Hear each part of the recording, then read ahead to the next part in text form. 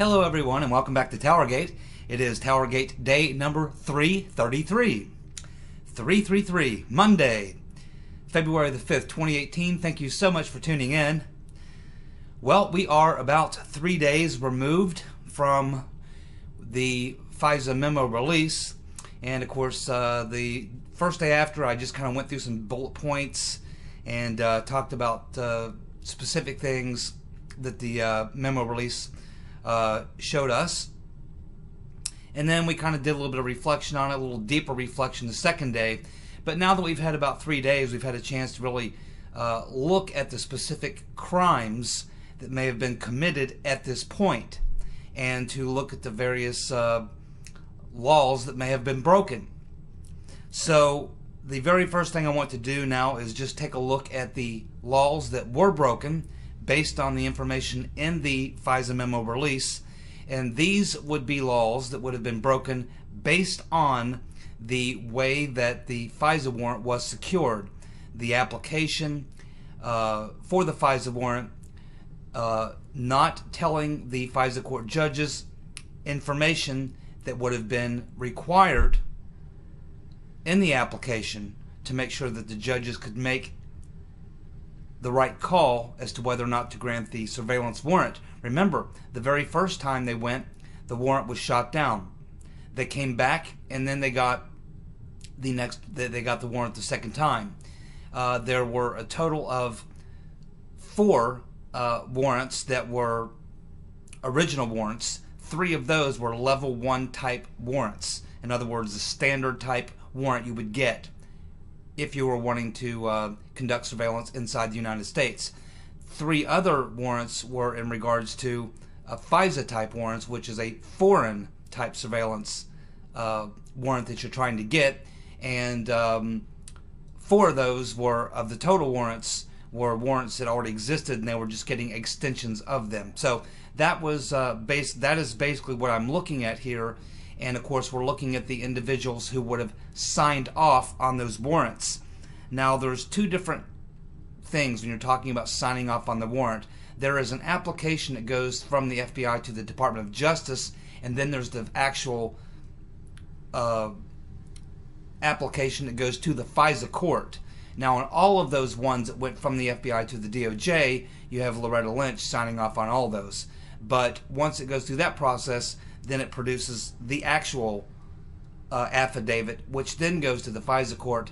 And the 4 people who signed those warrants would have been McCabe, Comey 3 times, Yates, Silly Sally Yates, and Rosenstein, both signing 1 warrant.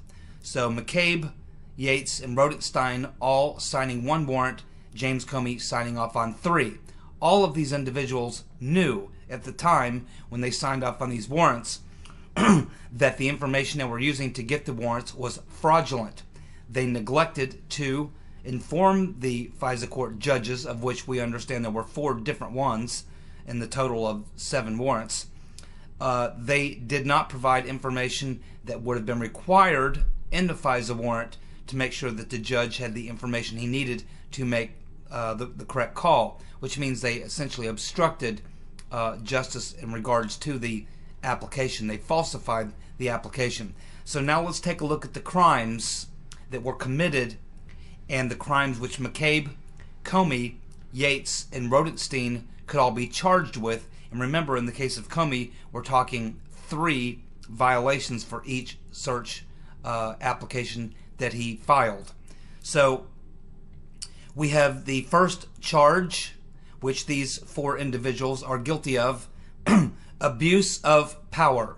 That would be Title 18, Section 242. Then we have false declarations. That would be Title 18, Section 1623. Then we have conspiracy to defraud the United States. That is Title 18, Section 371. And of course, we have standard violations such as obstruction of evidence. And then we have a separate violation, which is a civil rights violation, violating the civil rights of Carter Page by submitting a false application or affidavit to the FISA court and accusing Carter Page of being a foreign agent. without evidence to substantiate that, which would be a violation of the civil rights provision of the color of law provision. So there are the laws which have been broken by McCabe, Comey, Yates, and Rosenstein. These are felonies. These carry 10-year prison sentences, large fines. In the civil rights violation, this would be a civil rights suit that could be brought by Carter Page and against these individuals and possibly even the Department of Justice and FBI themselves.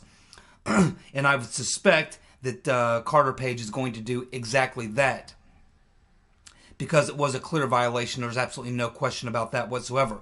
So here are, just at this point, with just looking at what was done just to get the FISA warrants, just this one series of crimes, and there are many, many, many more crimes by many other people in the larger scale of the entire plot, which will be unraveling in the months to come, possibly in the years to come.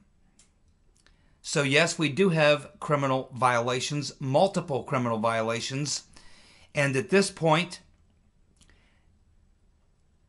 the next thing that should happen, and I expect that this is what we're going to hear throughout the week, is that as more and more people, particularly Jeff Sessions, as it is brought to his attention, and he cannot deny the facts that laws were broken, that there's going to be calls for these individuals to all be fired from their positions. That would be, of course, Comey has already been fired.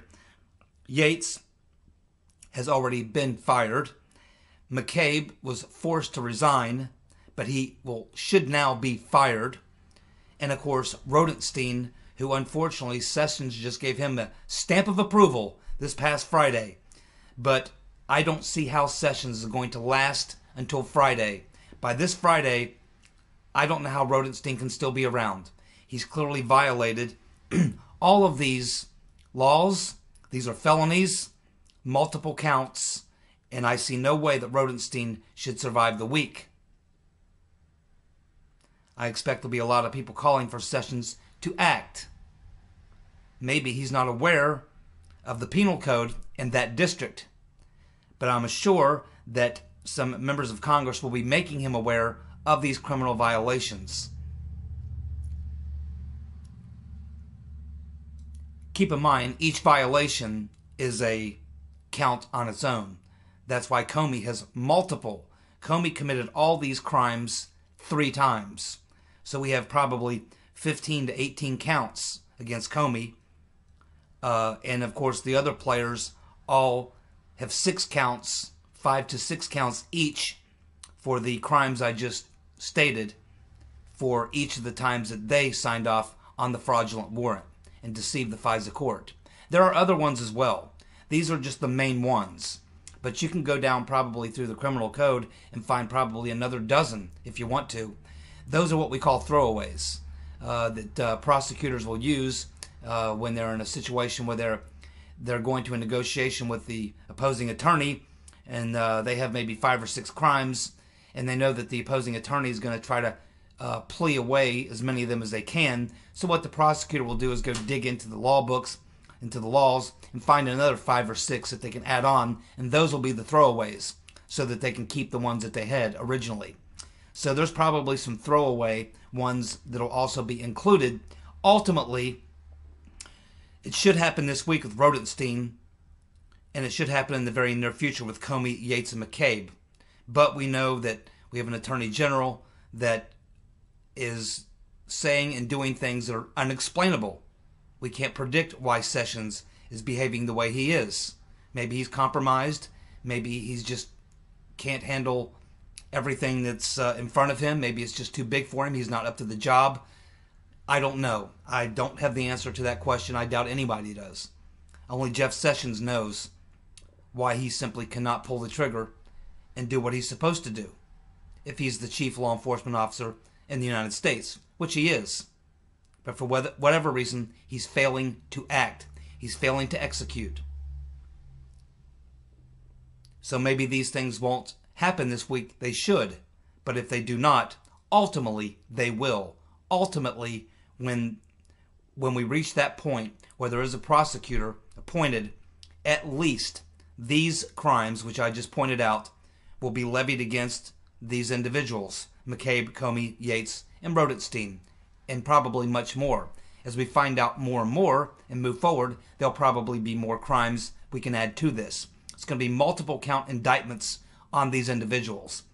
And I would expect once they get a closer look at those level 1 warrants, and those would be the ones, those 3 would be the ones that would probably come into play in the civil rights violation in the civil suit, and that would involve Loretta Lynch. So there you have it. Now, we've learned something else in the last couple days, which people have been commenting on in the comments section, and it appears that Fox News legal analyst Greg Jarrett now has 2 sources which tell him that about 3 weeks ago, in a meeting with the House Intelligence Committee, Rosenstein got angry and he warned Nunes, threatened Nunes, and other Republican members that he would subpoena their texts and emails because he was tired of dealing with the Intel Committee. This, of course, would be another charge of abuse of power by Rosenstein.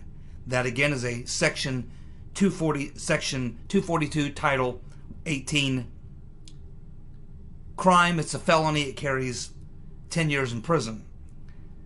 And that would be the second count for Rosenstein of abuse of power. So, based on everything that Rosenstein has been involved in at this point, just what we know about, and now Sessions should certainly learn this week about this particular little affair. And once Sessions learns that Rosenstein threatened Nunes and other Republican members on the House Intel Committee and committed another Title 18 violation, a felony, abuse of power, he should be gone. Rosenstein should be gone by now. He should have been gone weeks ago. But now, I cannot see any way that Sessions can not fire, or Trump not fire Rosenstein. Rosenstein should probably just resign. He should get up Monday morning and resign. With these additional 2 counts of abuse of power, there's no way Rosenstein should last a week.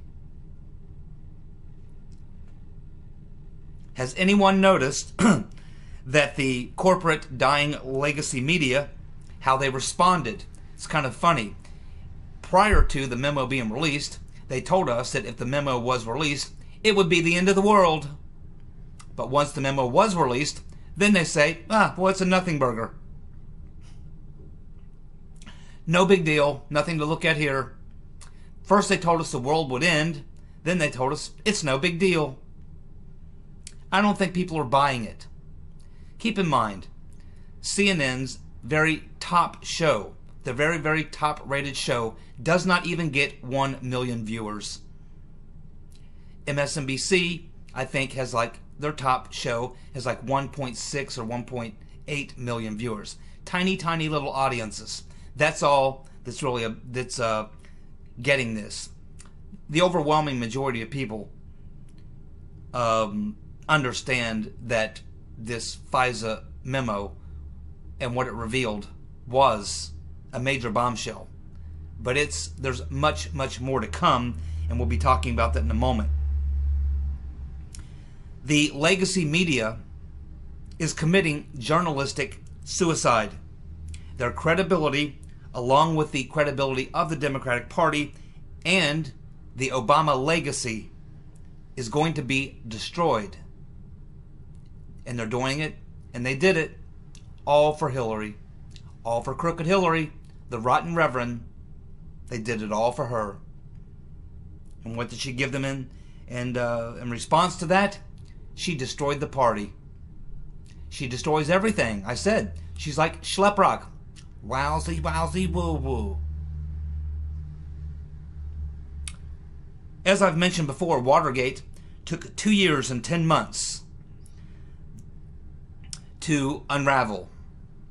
This is a much larger, much wider ranging conspiracy. And so it should not surprise us, now that we're about a year into it, that we still have a long ways to go.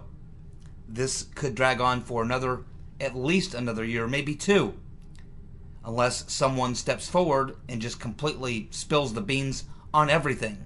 But I don't know that there's any one person that has all the info on everything. There are individuals that have information on certain compartmentalized aspects of the overall crime. No one probably knows everything about everything. And I expect that that will occur, and we'll talk about that in a moment, of how that happens and when that happens. But yes, we can expect that there's a lot farther to go, and there's a lot to dig through in this particular crime, in this particular caper, in this plot. So we'll keep digging. Here's the question.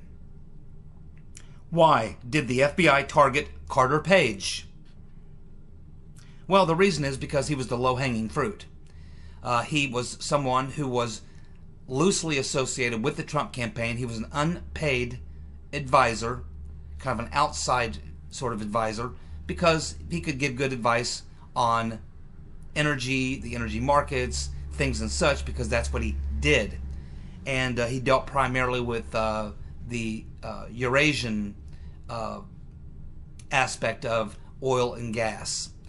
He was the top Merrill Lynch point man for oil and gas in Eurasia, and specifically in Russia. And so he automatically, by the fact that that is his job, he has these relationships with Russians. And so it was easy to use him, although he was never the target. They know that Carter Page is not a spy, or he would be in jail right now. They knew that. But he was the person that if they could get the warrant on him, because of the way the surveillance program works, they would be able to unmask all his calls, which would then allow them to listen in to Trump campaign team members, because they got Carter Page. Carter Page is the guy they could get because he has interactions with Russians, because it's his job.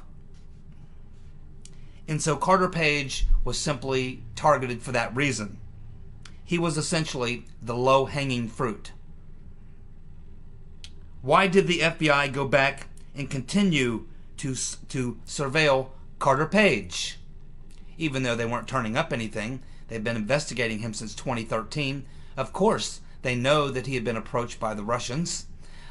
He's not that stupid. He understands that. He was a naval intelligence officer. He's in the energy business as a consultant. Works for Merrill Lynch. Is a co-owner of his own firm. He understands exactly how these things work. But it was never proven that he was ever co-opted to the other side. But he understands when you're in that position that certainly it's standard. We do the same thing.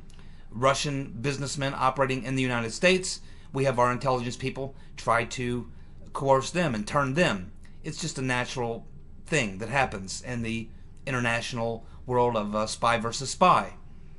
But they never had anything on Carter Page, and never had anything that would connect him to some plot with Trump and Putin or any of this. It was all done simply because it could be. That's why Carter Page was targeted. But because of the way the warrant works, the warrant allows the Obama FBI and DOJ to spy on not just Carter Page, but anyone in his inner circle. And this is why the hundreds of unmaskings. Because Carter Page is probably having conversations with many, many people in the course of his business. And probably had a few calls with maybe some people in the Trump campaign. I'm not sure how high up, but certainly some people. Because he was like an unpaid advisor, which they could use if they had questions about energy or something like that. He wasn't like an insider in the Trump campaign. So they had to unmask him hundreds of times, because probably 99% of the conversations that they were listening to was him just doing business and talking with other people in the energy business, fellow employees, associates, maybe foreign representatives of oil companies, gas companies, governments, things and such. His typical normal, thing that he does as a oil and gas guy. But what they needed was to get any conversation he may have with someone on the Trump team, which may have only been 1% of his calls, which was like kind of getting a needle in the haystack. That's why it took hundreds of unmaskings, because the opportunity to catch him talking to someone on the Trump team would have been very low, 1% probability, maybe less. That's why they had to do so many. We know that Rice and Powers did hundreds of unmasking requests. Rice and Powers are going to jail. A Republican House Intel Committee told reporters from Gateway Pundit that Nunes committees could have up to 5 more memos coming. And the next focus is on the State Department, focusing now on the State Department, specifically looking at Sidney Blumenthal and Cody Shearer in that second dossier, which may have actually been the first dossier and may have simply been the same dossier. That's what they're going to learn. These 2 criminals are Clinton, specifically Hillary Clinton hatchet men. We know that.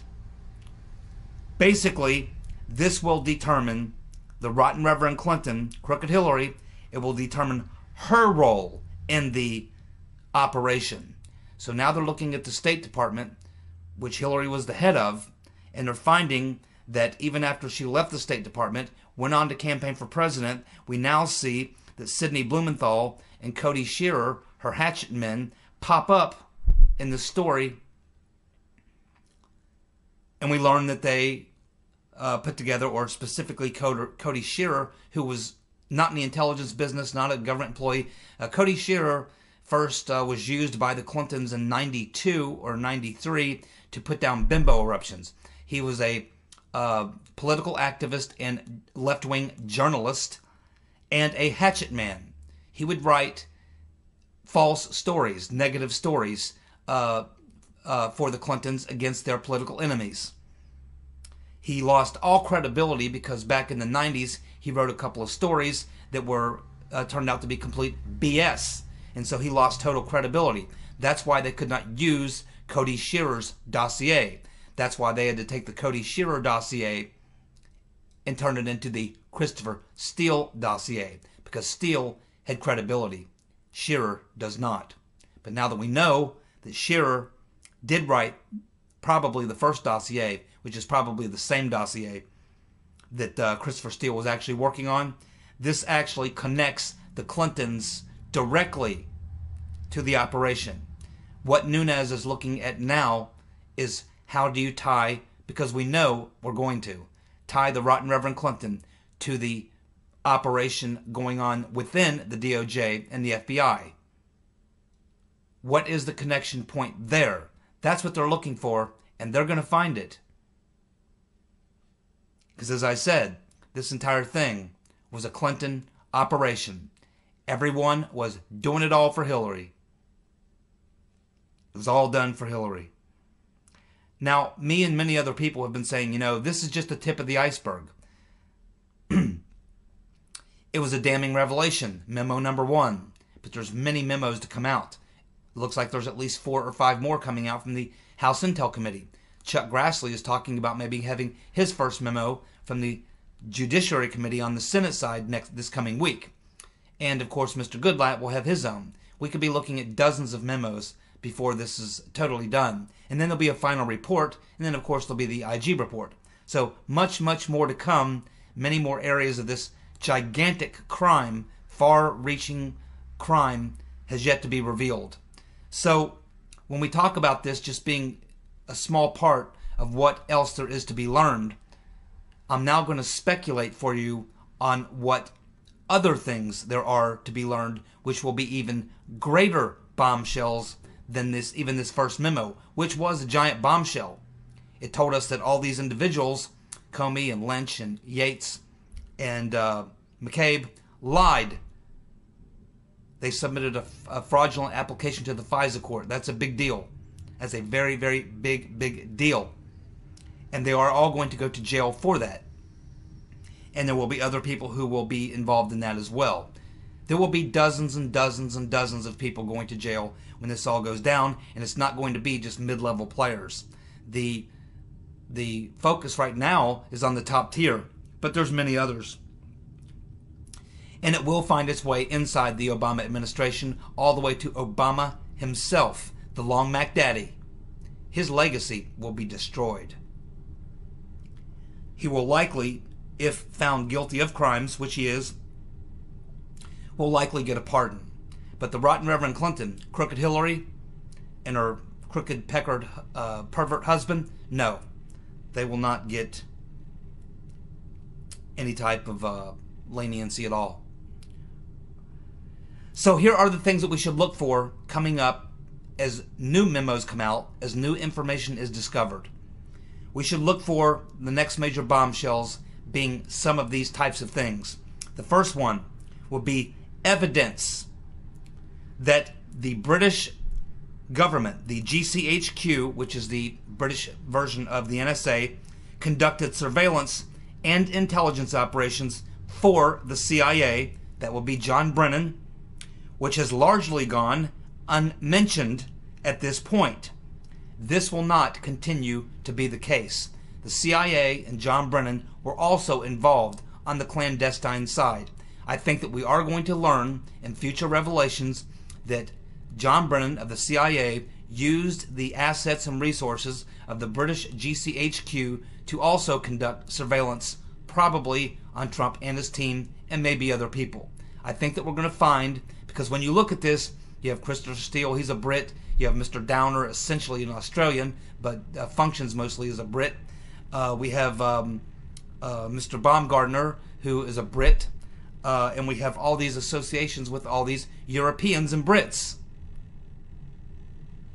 It's hard to imagine that this is all just coincidence. It was not. I think we are going to learn, one of the major revelations that will come is that the British government, British intelligence, contractors for the British intelligence agencies were involved in surveillance at the very least, and probably part of the plot of the deep state coup and the insurance policy. Remember, the Clintons are very, very closely connected with all these people, including the Queen. Bill Clinton can pick up the phone and call the Queen. Yes, he can. We are going to find evidence that the rotten Reverend Clinton, crooked Hillary, that her State Department, and the rotten Reverend herself was guiding this operation. The communications and contacts with major players such as Obama, Rhodes, Lynch, Comey, McCabe, Rosenstein, Rice, Powers, Bruce and Nellie, and maybe others. We are going to find evidence of the connections and the links between the rotten Reverend Clinton's internal campaign operation and these players. That will be a major bombshell. Major, major bombshell. We are going to learn evidence that Christopher Steele was not the author of the dossier, that the dossier was the creation of Clinton and her inside cronies. Probably started with she, Blumenthal, Podesta, Cody Shearer, her husband Slick Willie, and maybe a couple others. But this was probably began as a Clinton operation. The dossier itself, probably a Clinton document. Christopher Steele, we're going to learn, was nothing more than a front man, the salesman, the PR guy, the guy with cred, and the guy who could pass it to all the intelligence agencies.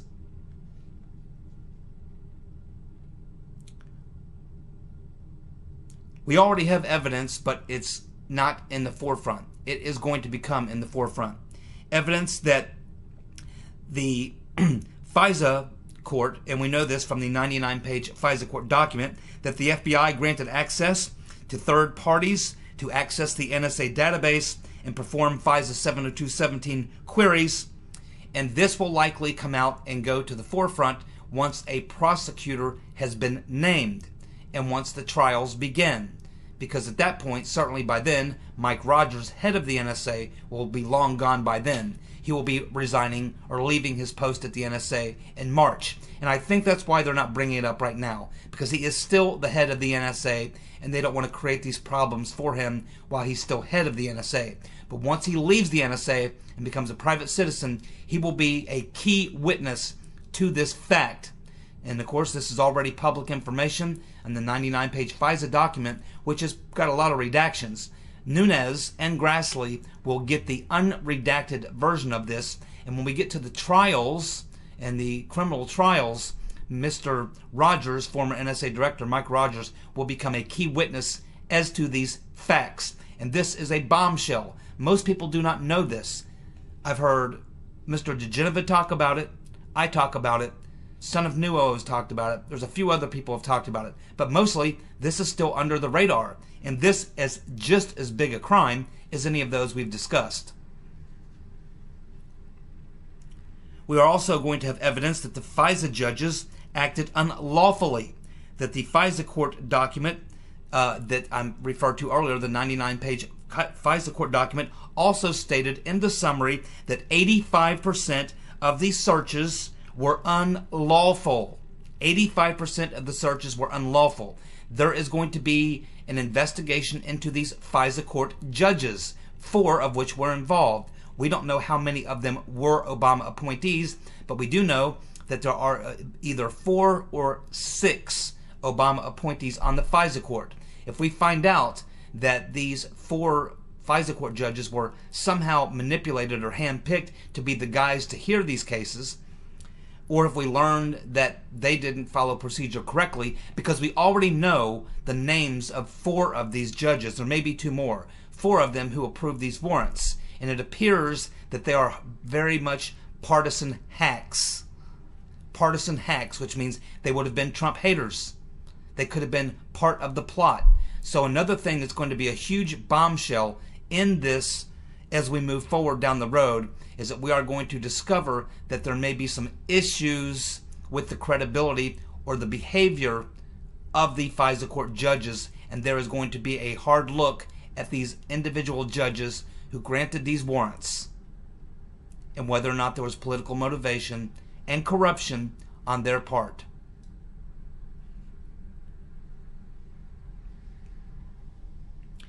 When the special prosecutor is appointed, and that will happen, that's when indictments occur. Once the indictments occur, that is when people begin coming forward to cut deals and become witnesses for the prosecution. We also are looking at the Mueller situation. How long can he last? He should be gone now.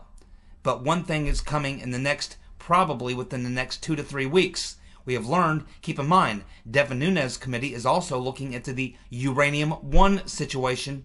And we have learned just in the last couple of days when Nunes was asked about it, that yes, he will be interviewing Robert Mueller about his role in the cover-up of the Uranium One investigation. So in the next 2 to 3 weeks, Mueller himself is going to be facing the committee, answering some tough questions about what he did in Uranium One. And that may be the end for Mueller if he lasts that long. Trump may fire him this week, and he should. The entire thing is going to unravel. That's what I'm telling you. When Steele is deposed, Christopher Steele will be deposed. He will have to name his intermediaries. They will then have to be deposed. Then we will learn their sources or confirm their sources. We believe we know who they are, but they will be confirmed. And then they will be interviewed, and that will be the end, and the entire thing will collapse. Now, Christopher Steele very likely knows that if he releases the names of his intermediaries, confirms his intermediaries, confirms who the sources were, the so-called Russians, if he knows it's all bullshit, he will probably not let it go that far. He will probably cut a deal when they sit down and do the deposition with Christopher Steele. It probably won't go beyond that. That's my guess. Thank you so much for tuning in. We'll be back tomorrow with more TowerGate. Thank you so much for tuning in. Good night.